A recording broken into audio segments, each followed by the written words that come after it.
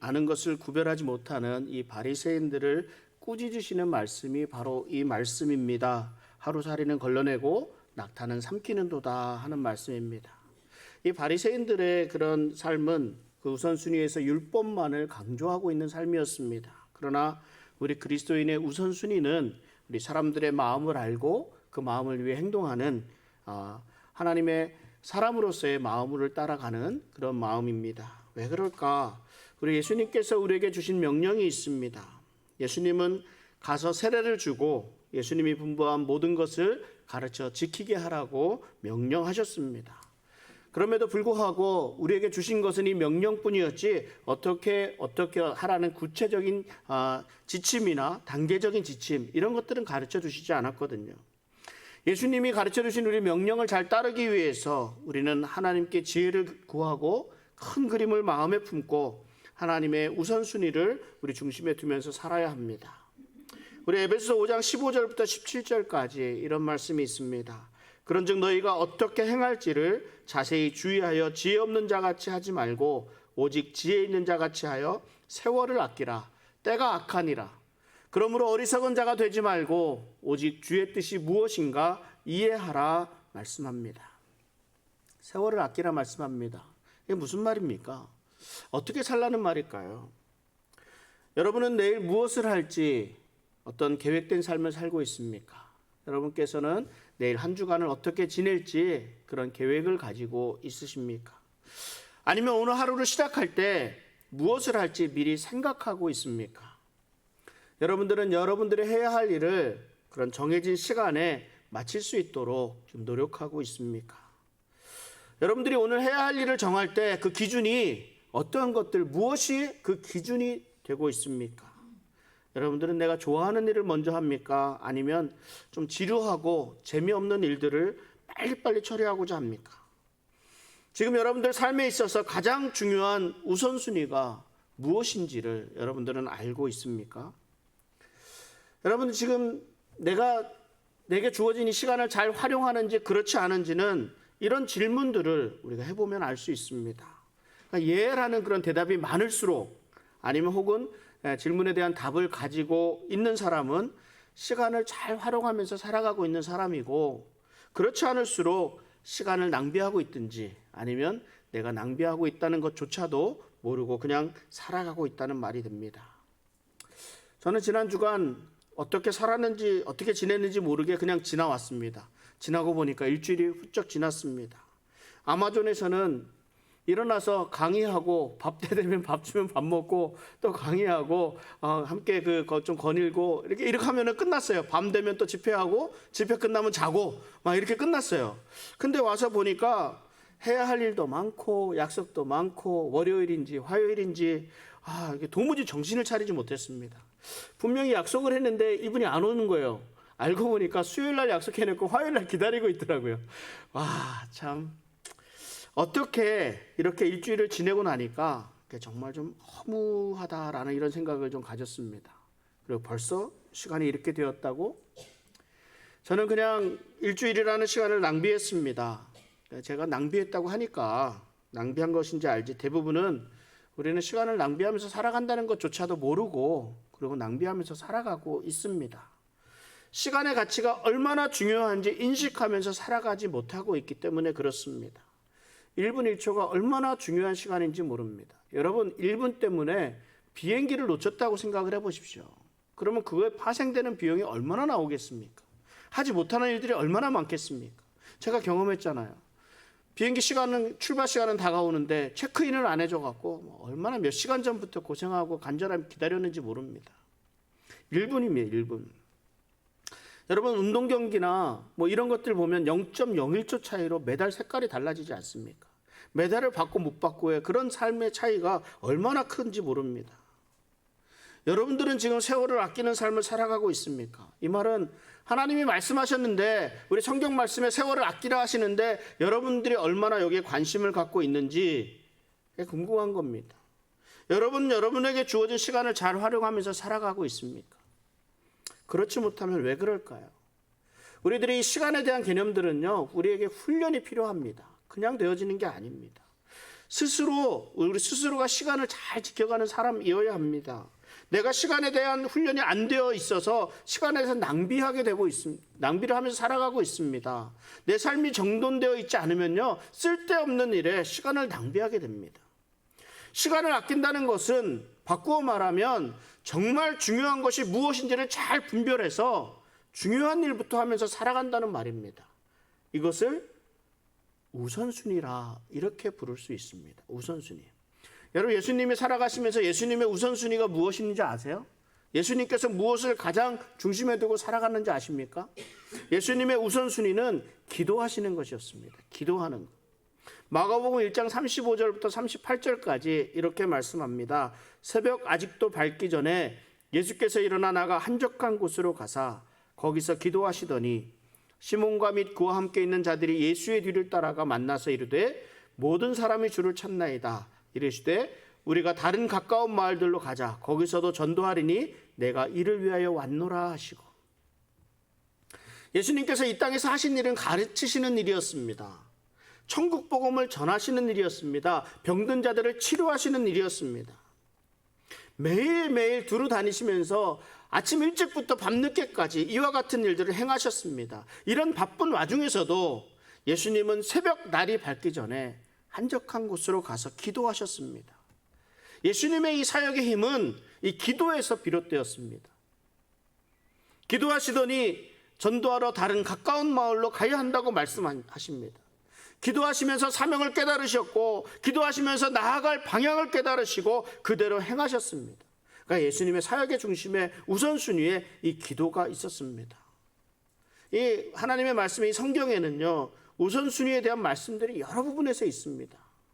마리아와 마르다 자매가 있었습니다. 예수님이 이 두 자매의 집을 방문하게 되셨습니다. 언니 마르다는 예수님을 잘 대접하기 위해서 준비하는 일이 많아서 참 마음도 분주하고 할 일도 참 많습니다. 해야 할 일이 정말 많았습니다. 그런데 마리아를 보니까 예수님에게 딱 붙어서 있고 아무 일도 안 하는 거거든요.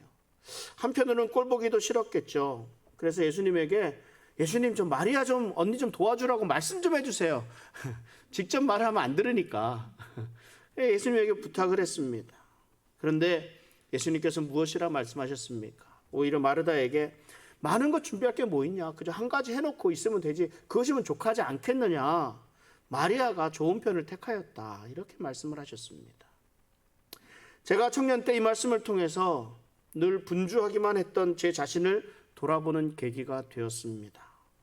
예배를 위해서 이것저것 분주하게 준비하느라고 정신이 없었습니다. 그러다 보니까 정작 예배를 어떻게 드렸는지 모를 정도로 정신 없이 그냥 힘들다 보니까 그냥 힘들게 예배 시작하자마자 꾸벅꾸벅 졸다가 보니까 예배가 끝나고 말았습니다. 열심히 찬양 드리고 기도하고 말씀 드려야 되는데 정작 예배 준비하기 전에 힘을 다 쏟아버리고 그냥 예배 시간에는 피곤하니까 그냥 꾸벅꾸벅 졸다가 어느덧 우리 목사님 축도하시네? 예배 끝났구나. 정작 예배 시간에 집중하지 못하면 이건 뭔가 잘못된 거 아니겠습니까? 저는 예배 시간에 아직도 우리 앞자리가 이렇게 참 많이 비어있는데요, 이 앞자리에 앉는 것이 익숙하지 않습니다. 왜냐하면 늘 뒷자리에서 누가 왔는지 안 왔는지를 봐야 되기 때문에 그렇습니다.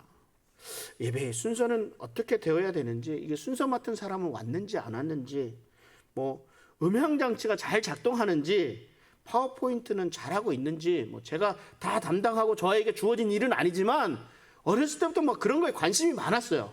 그러다 보니까 이런 것도 오늘은 저 자리에 사람이 제대로 잘 앉아 있는지 이런 것부터 시작해서 자리가 모자라지는 않는지, 의자를 준비해야 되지는 않는지, 날 좀 더운데 에어컨을 켜야 되는지 말아야 되는지 얼마나 할 일이 많은지 아십니까?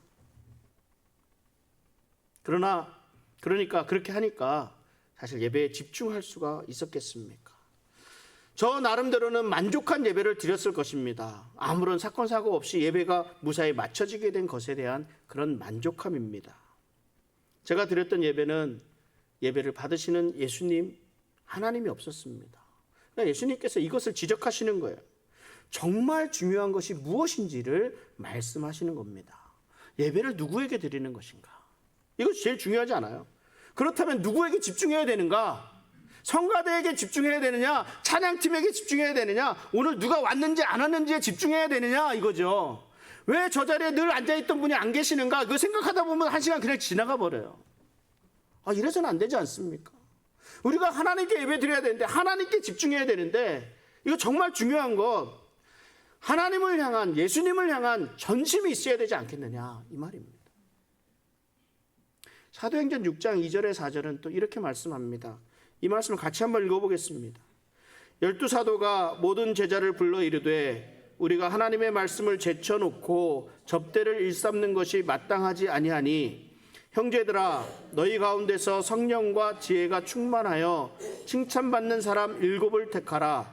우리가 이 일을 그들에게 맡기고 우리는 오로지 기도하는 일과 말씀 사역에 힘쓰리라 하니. 언젠가 제가 말씀을 드린 적이 있습니다만 이 목사가 하는 일이요, 기도하는 일이고 말씀 사역입니다. 그리고 우리 성도님들이 온전히 신앙생활을 잘 할 수 있도록 인도하는 일입니다. 이것을 우리 신앙 상담이라 이렇게 말하기도 합니다. 그러니까 말씀과 기도와 신앙 상담하는 것이 목사가 하는 일입니다. 그래서 말씀을 잘 전하는 목사, 제가 전문 용어 하나 말씀드리면 기도빨이 좋은 목사, 이렇게 성도들을 잘 양육하는 목사라는 그런 말을 들을 때 목사님들은 행복합니다. 그것은 목사님들이 해야 되는 일을 잘하고 있다라는 그것을 인정받는 것과 마찬가지이기 때문에 그렇습니다. 그런데 간혹 우리 목사님은 참 부지런해. 저한테 그런 말씀 이렇게 자주 해주셔도 좋은데, 우리 목사님 부지런해, 성실해. 우리 목사님은 참 기술도 좋아. 우리 목사님은 모든 운동 다 잘하셔. 우리 목사님은 이게 목사님 칭찬하는 거 다 이렇게 해주시는데, 이게 사실은 칭찬으로 잘 들리지가 않아요. 왜 그럴까요? 목사로서 정말 잘해야 하는 것이 말씀을 전하는 일이고 기도하는 일이고 우리 성도님들 신앙으로 잘 양육하는 일인데, 다른 거 안만 잘하면 뭐합니까? 목사가 목사의 일을 잘해야죠. 초대교회 사도들이 할 일이 참 많았습니다. 왜 그렇지 않겠어요? 베드로가 한번 설교하면 3,000명이나 되는 사람들이 막 교회로 몰려 들어오는데 한 주에 3,000명씩 막 들어와 봐요. 그럼 할 일이 얼마나 많았겠습니까? 누가 누구인지 행정적인 일도 봐야 되고 과부나 고아들을 돌보아줄 그런 구제 사역도 해야 되고, 그런데 손이 부족하다 보니까 실수도 하고 빼먹기도 합니다. 그러니까 어떻게 돼요? 사람들 사이에서 불평과 불만이 나오기 시작을 합니다. 그러니까 사도들이 정신을 차렸습니다. 이대로는 안 되겠다는 말이죠. 그래서 집사들을 세우게 됩니다. 이런 기타 일들은 우리 집사님들이 하도록 하고 사도들은 기도하는 일과 말씀 사역에 집중해야 한다는 것을 깨달은 것입니다. 물론 우리 각 교회 사정상 목사님들이 해야 할 일이 정말 많습니다. 그럼에도 불구하고 정말 중요한 일이 무엇인지를 헤아릴 수 있어야 합니다. 말씀에 집중할 수 있도록, 기도할 수 있도록 또 상황과 환경을 좀 만들어 주어야 합니다. 여기에 지치지 않도록 잘 격려해 주어야 합니다. 제가 우리 목사님들이 설교를 잘하고 못하고는 우리 설교를 준비하는 목사님들에게 그 책임이 있다 말씀을 드렸습니다. 몇 퍼센트 책임이 있어요? 반, 50% 책임이 있다. 왜 그렇습니까? 아무리 목사가 설교를 잘 준비해서 말씀을 전한다고 하더라도 우리 듣는 성도님들의 귀가 막혀 있으면, 마음이 닫혀 있으면 좋은 설교가 될 수 없기 때문입니다. 목사만 기도하는 것이 아니라 그래서 우리 성도님들도 기도해야 합니다. 하나님의 말씀이 잘 받아들여질 수 있도록 기도해야 합니다. 그러니까 책임이 반반 있다 이렇게 말씀드릴 수 있습니다. 그럼에도 불구하고 우리 목사님을 위해 기도하는 것이 좋습니다. 많이 기도해 주시기 바랍니다. 근데 이거 아십니까? 목사님을 위해 기도하는 그 기도의 결과를 받는 것은 여러분들 자신이에요. 우리 성도님들입니다. 성도님들에게 영적으로 유익한 말씀을 잘 전할 수 있게 되면 그 유익이 누구에게 가는 거예요? 우리 성도님들에게 가는 거 아니겠습니까? 그러니까 우리 목사님들을 위해서 더욱 열심히 기도해 주시기 바랍니다. 사도들은 정말 무엇이 중요한 일인지를 깨닫고 이 일을 위해서 집사들을 세우고 당신들은 기도하는 일, 말씀 사역에 집중하려고 했습니다. 이 사역의 우선순위를 확실하게 세웠습니다. 그렇다면 성도들은요, 삶의 우선순위를 어떻게 세울 수 있겠습니까? 우리 성도들은 히브리서 12장 1절에 이렇게 말씀합니다. 같이 한번 읽어보겠습니다. 이러므로 우리에게 구름같이 둘러싼 허다한 증인들이 있으니 모든 무거운 것과 얽매이기 쉬운 죄를 벗어버리고 인내로써 우리 앞에 당한 경주를 하며. 모든 무거운 것들이 무엇입니까? 신앙의 경주를 느리게 하는 모든 것들을 말합니다. 경주를 하는 사람에게 있어서는 내 몸에 걸치고 있는 모든 무거운 장비들, 그런 옷들, 이렇게 이 뱃살들, 이런 것들이 다 장애가 됩니다. 내 삶을 무겁게 짓누르고 있는 것들이 무엇이 있습니까? 이 말씀에 순종하는 일은요, 우리들에게 분별력을 갖도록 해줍니다. 많은 분별력을 요구합니다. 정확하게 분별할 수 있어야 합니다. 또한 얽매이기 쉬운 죄를 벗어버리라고 말씀합니다. 무엇을 말씀하고 있습니까? 나를 에워싸고 있는 죄의 모습들, 죄의 습관들을 말씀하고 있습니다. 내가 영적으로 자라가는 것을 방해하는 것들이 무엇인가? 그 행동들이 무엇인가? 이것들을 벗어버리는 그런 결단이 필요합니다. 내가 신앙생활하는데 방해가 되는 것들, 내가 성장하는데 방해가 되는 것들, 내 삶 가운데서 내가 벗어버려야 하는 것들이 무엇이 있겠습니까? 내 생각, 내 가치관, 내 습관적인 이 행동들 가운데서 무엇이 있는지를 잘 분별해야 합니다. 왜 그렇습니까? 잘 분별해서 벗어버려야 하기 때문에 그렇습니다. 과감한 결단이 필요합니다. 삶의 우선순위를 지혜롭게 결정해야 한다는 것, 지금 말씀드리고 있습니다. 그런데 이 우선순위를 정하기 위해서는 무엇이 필요합니까? 기준이 필요해요. 기준이. 무엇을 위한 우선순위인가? 이것이 필요합니다. 어떤 것에 가치를 두고 있느냐? 이것이 필요합니다. 어떤 사람들은 돈을 벌기 위해서 다른 것들을 다 포기하고 살아갑니다. 내게 쉬는 것은 사치라고 생각하면서 살아갑니다. 하루라도 더 벌어야 한다는 그 생각만 하고 있습니다. 일을 안 하고 있으면 불안합니다. 통장 잔고가 떨어지는 소리 견디지 못합니다. 어떤 사람은 자신의 목표가 최고의 경영자 자리에 올라가는 거예요. 이 일을 위해서라면 내 자존심도 무엇이고 다 필요 없습니다. 아부를 해야 되면 아부를 하고, 나쁜 짓을 하라고 해도 나쁜 짓 다 합니다. 건강하고 오래 살고 싶은 사람은 어떻습니까? 몸에 좋다는 것은 다 먹습니다.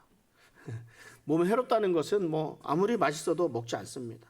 제가 이번 아마존에 가서요, 제가 우리 선교사님과 우리 사모님들 그 학교 식구들을 위해서 삼겹살을 대접해 드렸습니다. 삼겹살을 특별히 다 모아서 이렇게 좋은데 몇 군데 장을 봐갖고 이렇게 구해서 드렸습니다. 풍성하게 준비해서 맛있게 나누어 먹었습니다. 얼마나 잘 드시든지 쉽게 잘 못 먹는다 그래요. 그래서 좀 드시는지 참 제 마음 정말 흐뭇했습니다. 근데 고기를 먹는 중에 한 분이 이런 말씀을 하세요. 이거 내가 집에서는 먹지 못하니까 여기서 많이 먹어야지. 왜 그럴까요? 그분 사모님이 몸에 안 좋다고 삼겹살 절대 못 먹게 하시는 분이거든요. 집에서 못 먹으니까 지금 기회 있을 때 많이 먹어야 된다. 우리가 건강해야 된다는 그런 목적이 분명하면요, 이것저것 절제할 수가 있습니다. 절제할 수가. 근데 고린도전서 9장 24절부터 27절 말씀 한번 보겠습니다. 우리 같이 한번 읽어볼게요. 운동장에서 다름질하는 자들이 다 달릴지라도 오직 상을 받는 사람은 한 사람인 줄을 너희가 알지 못하느냐? 너희도 상을 받도록 이와 같이 다름질하라. 이기기를 다투는 자마다 모든 일에 절제하나니 그들은 썩을 승리자의 관을 얻고자 하되 우리는 썩지 아니할 것을 얻고자 하노라. 그러므로 나는 다름질하기를 행방 없는 것 같이 아니하고 싸우기를 허공을 치는 것 같이 아니하며 내가 내 몸을 쳐 복종하게 함은 내가 남에게 전파한 후에 자신이 도리어 버림을 당할까 두려워함이로다. 아멘. 여러분들 삶의 목적이 무엇입니까? 영원한 상급을 향한 분명한 목적이 있기 때문에 우리가 그 목적을 이루어가기 위해서 우리가 우선순위로 삼아야 하는 것들이 있습니다. 목적이 없는 사람은요, 그냥 우선순위 없이 살아갈 수 있습니다. 그냥 전에 하루하루 그냥 살아가면 되기 때문입니다. 그러나 분명한 목적이 있는 사람, 꿈이 있는 사람, 비전을 품고 사는 사람은 삶의 우선순위를 분명히 정해야 합니다. 왜 그럴까요? 우선순위를 어떻게 정하느냐에 따라 얻게 되는 그 결과물에는 굉장히 큰 차이가 있기 때문에 그렇습니다. 우리들에게는 반드시 해야 될 일이 있고 해도 되고 안 해도 되는 일이 있고 안 해도 살아가는데 아무런 영향이 없는 그런 일들도 있습니다. 그런데 내게 주어진 이것저것 다 하고자 하니까 정말 중요한 일을 하지 않고 덜 중요한 일에 많은 시간을 쏟게 된다면 그 삶의 결과물은 결국 우리의 기대에 미치지 못하는 것일 수밖에 없습니다. 또 지금 당장 해야 되는 일이 있고요. 조금 미뤄도 되는 일이 있고 안 해도 되는 일도 있습니다. 그런데 안 해도 되는 일에 시간을 정렬 다 쏟아부으니까 정작 지금 당장 해야 되는 일 하지 못해서 낭패가 되는 일들도 종종 보게 됩니다. 그러니까 세월을 아끼라는 이 말씀은요, 이렇듯 우선순위를 잘 분별할 수 있어야 한다는 말씀입니다. 정말 중요한 것이 무엇인지 잘 분별해서 중요한 일에 힘을 쏟을 수 있어야 합니다. 여러분, 우리가 평생 살아가면서 어떤 일에 가장 많은 시간을 할애하고 있는지 아십니까? 내가 살아오면서 내 삶 가운데서 가장 많은 시간을 쓰는 것이 뭐예요? 잠자는 거 있고요. 여러분 일하잖아요. 일하는 거 있고. 잠자는 거, 일하는 거 비슷합니다. 근데 약간 일하는 시간이 좀 더 많아요. 일하는 시간, 평균 잡아서 해보면 일하는 시간이 한 31% 정도 된다 그러면 잠자는 시간이 한 30% 정도 된다고 합니다. 그 다음에 많은 게 뭔지 아세요? 이게 좀 오래전 통계라 그런지 텔레비전 보는 거래요. 텔레비전을 내 인생의 10%는 다 텔레비전을 보고 있다 그럽니다. 아마 지금 인터넷 보는 것까지 다 합치면 뭐 10% 넘지 않을까 이런 생각도 들기도 합니다. 그러니까 일하는데 한 30%, 자는데 한 30%, 텔레비전 인터넷 보는데 한 10%, 그러면 인생의 우리 3분의 2는 이 먹고 텔레비전 보고 자는데 일하는데 일하고 자고 텔레비전 보는데 다 소비한다고 이렇게 보면 됩니다. 저는 이 시간들이 다 의미 없는 시간이라고 보지 않습니다. 우리의 육적인 안정을 위해서는 잠을 충분히 자줘야 됩니다. 이게 정말 중요합니다. 또 정신적인 안정을 위해서 텔레비전도 좀 봐야죠. 중요합니다. 우리에게 주어진 일들을 하기 위해서 시간을 할애하는 것, 많은 시간을 할애하는 것, 이것도 중요합니다. 그런데요, 모두가 다 이렇게 똑같이 이렇게 살지는 않지 않습니까? 어떤 사람은 잠자는 시간을 쪼개서 좀 더 가치 있다고 생각되는 일에 더 투자를 합니다. 어떤 사람은 좀 자기 하는 일을 줄여가면서 좀 더 가치 있는 일을 위해서 그 시간을 투자합니다. 어떤 사람은 텔레비전 보는 시간을 줄여가면서 다른 곳에서 좀 더 좋은 일을 이렇게 찾아가면서 살아갑니다. 이게 무슨 차이가 있습니까? 주어진 삶이라고 해서 그냥 살아가는 것이 아니라 내가 가지고 있는 이 가치를 위해서 많은 것을 포기하고 절제하고 살아간다는 말입니다. 내가 할 수 있는 것 다 하고 살 수는 없지 않습니까? 또 내가 하고 싶은 것 다 하고 살아갈 수는 없지 않습니까? 분명 포기해야 될 일이 있고 어떻게든 반드시 해야 하는 일들이 있습니다. 우선순위를 계획한다는 것은 바꾸어 말하면 내가 내 삶에 집중하면서 살아가겠다 하는 이 말이나 마찬가지입니다. 결단하는 거죠. 여러분, 내가 바쁘게 살아간다고 해서 잘 사는 것 아니지 않습니까? 내가 열심히 산다고 해서 잘 산다고 할 수 없지 않습니까? 잘해야 하지 않습니까? 잘해야. 삶의 질서를 갖추라고 하는 것은요, 필요 없는 일에 힘 낭비하면서 살아가지 말라는 말입니다. 이것이 삶의 지혜입니다. 지혜로운 사람은 앞서 살아간 사람의 자취를 찾아봅니다. 내가 놓치고 있는 것이 무엇인지를 확인합니다. 장점과 단점을 파악하고 할 수 있으면 내가 시행착오를 겪지 않으면서 잘 살아갈 수 있도록 잘 준비합니다. 잘 준비하기 위해서 옆에 사람들 조언을 듣기도 하고 자료를 찾아보기도 하고 여러 가지를 준비합니다. 체계적으로 준비합니다. 여러분, 이렇게 우선순위에 대한 이 중요성을 좀 깨달으셨는지 모르겠습니다. 저는 말씀을 준비하면서 제가 해야 될 일의 목록들을 한번 쭉 적어봤어요. 그리고 그 목록들 가운데서 정말 해야 할 일들이 정말 많은데 쭉 적어오는데 그중에서 가정을 위해, 교회를 위해, 다른 모임들 위해 해야 할 일 정말 많습니다. 그런데 이 일들 가운데 정말 중요한 일들이 무엇인지를 제일 위로 이렇게 올려놓습니다. 제일 위로 올려놔요. 왜 그런지 아십니까? 중요한 일을 중요하다고 생각하고 중요하다고 여겨야 내가 중요하게 그 시간을 위해서 집중할 수 있기 때문에 그렇습니다. 그리고 이 일들 가운데 내가 가지고 있는 나쁜 습관들이 무엇인지 또한 이것도 한번 점검해 보았습니다.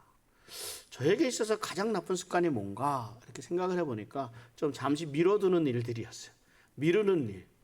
미루고 미루다가 공과금 못 내서 벌금도 내고 막 이래요. 그 잠깐을 놓쳐갖고 말입니다. 미루고 미루다가. 먼저 해야 할 일은 먼저 할 수 있어야 됩니다. 미뤄서는 안 됩니다. 이 공부 잘하는 사람은요, 쉽고 재미있고 내가 좋아하는 그런 공부부터 하지 않습니다. 반드시 해야 할 것을 먼저 합니다. 내일이 영어 시험인데 영어가 좀 어렵다고 오늘 국어 공부하는 사람은 공부 못하는 사람입니다. 영어 공부를 다 해놓고 시간이 남으면 국어도 공부합니다. 이런 사람이 공부 잘하는 사람이지 않습니까? 사실 반드시 해야 할 일, 또 먼저 해야 할 일은요, 내 힘에 부치는 경우가 참 많습니다. 어렵습니다. 하기 싫습니다. 그래도 해야 합니다. 그래도 먼저 해야 합니다. 그래야 내 삶에 여유가 생기게 됩니다. 삶의 우선순위를 정하고 지키며 살아가기 위해서, 그래서 내 스스로 어려운 부분이 너무 많으니까 우리 주변 사람들의 도움이 필요합니다. 내가 내 삶에서 조금 벗어났을 때 나에게 충분한 조언을 해줄 수 있는 사람, 이 멘토라고 하죠. 멘토.